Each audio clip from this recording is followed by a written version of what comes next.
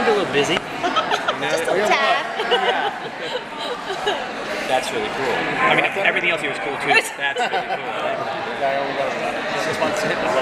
How serialized will season 2 be? 100%. Is it 100%? Well, I mean, yeah, I mean, it is. In every episode, the main saga story will be being pushed forward in every episode. We'll still be doing within, like, there's part of the shape that we take is like there's a little bit of like a big bad shape, kind of like Buffy used to do, you know. But even in that, we're doing like a 2 to 3 episode arcs. Now and then, like a villain, like a Mr. Freeze will come in. But even in that, the big bad will have a hand in it, and we'll see it. A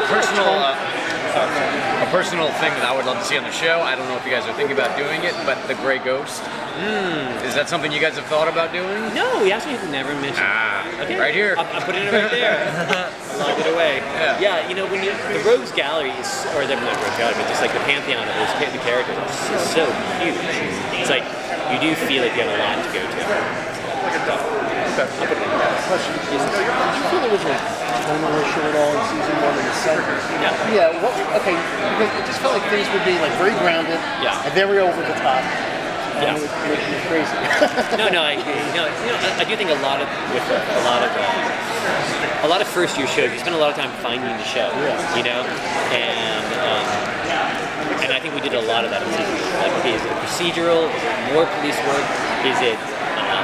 Are we going to like push the boundaries of like the supervillain world and have people take drugs and become really strong? Okay, that's terrible. We're not going to do that anymore. Are we going to have like a serial killer? No, that doesn't feel right. So like we kind of shifted all around until we started finding what we felt like was much more like a tone that we were happy with. But that's just like a process. And hopefully when we do these shows, like you're only here long enough to find what that tone is. And I do feel like in season 2 we really locked it in. What is that tone? That's why I thought it's really hard to like. Yeah, it was hard to kind of like articulate what exactly that. It's like that judge, whoever it was, used to say about pornography. He goes, I can't describe it, but I know it when I see it. Right. It's a little bit like when you hit the right tone, you're like, oh yeah, that's a voice on the show. But you think the highs broke down a little bit? Like, you know what I mean? Those sort of over the top elements? Right. Yes. I also feel like the over top element we did last year, we just didn't execute it quite as well as we thought. You know, because there is definitely an evolutionary shift that's happening this year, where like season 1 was like a kind of Falcon Millennium, like mob version of Gotham. Season 2, we start taking this like an evolutionary step towards the creation of supervillains. So then season 3 that'll change. So it's like we do want to move towards that world, you know, but it is like, you know, boiling a frog. You want to do it slowly, and when you get there, because then by the time you arrive at those characters, if you ever want to do like a Killer Croc or whatever, you want to do a realistic version of it, but you want to do something have created a world where that character could live. You know, so I think that'd be exciting. Have we seen The Last of Fish Mooney, and can you tease any of the other villains that we will be seeing this season?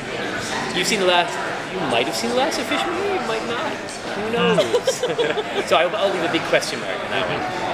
This year we'll also be seeing Victor Freeze make an appearance. We'll see the origins of Firefly.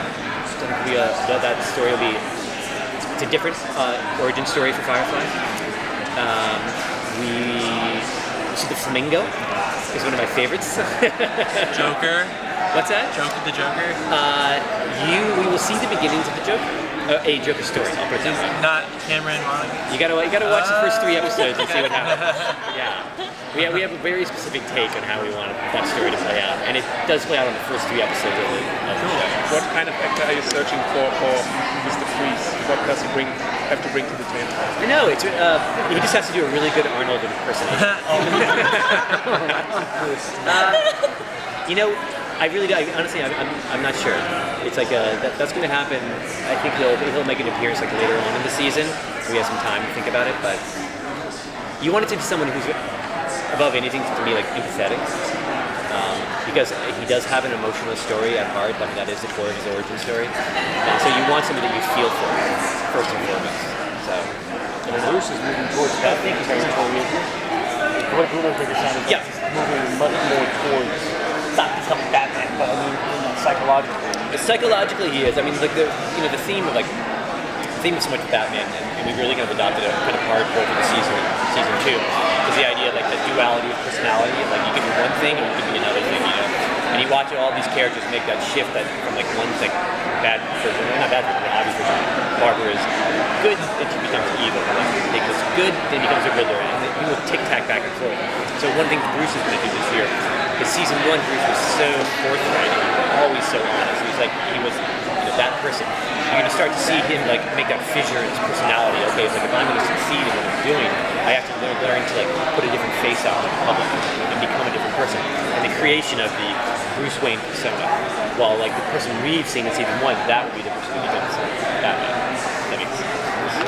What are we going to see for Jim Gordon this season? Well, it kind of goes along the same line too. Like Jim Gordon's going to that same line of like kind of good and evil and how dark can you go. And some people will go into the darkness and not come back. Some people will come back. Jim Gordon will step over that line again. In his quest to try to save Gotham and restore it, he's going to like try to acquire power. He's thinking the city is so corrupt. Only if I am like the most powerful person can I save the city that I love. And it's a classic noir trope of the more you look into the darkness looks into you, and he sees it start changing him, and then he has to kind of try to pull himself out. He's gonna be put through the ringer. Can you talk about the challenge of doing 22 episodes and how many will season 2 have? And how many? Sorry, what? How many episodes will season 2 have? Season 2 has 22. It's a huge challenge. You know, it's hard to like. It's just hard to conceptualize a full 22 episode season as a one coherent story that is always pushing the story forward. That's why we a lot of times breaking them into chunks. And this year, like, it worked out really well because we're airing in 2 11-episode consecutive chunks, so we can really chart out the whole season as 2 arcs, you know, that will climax at Christmas at 11 and then climax again in the spring. Yeah, which I think the scheduling will work in our favor this year.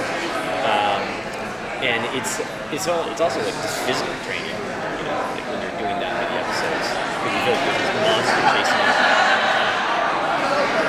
Thank you. Thank you.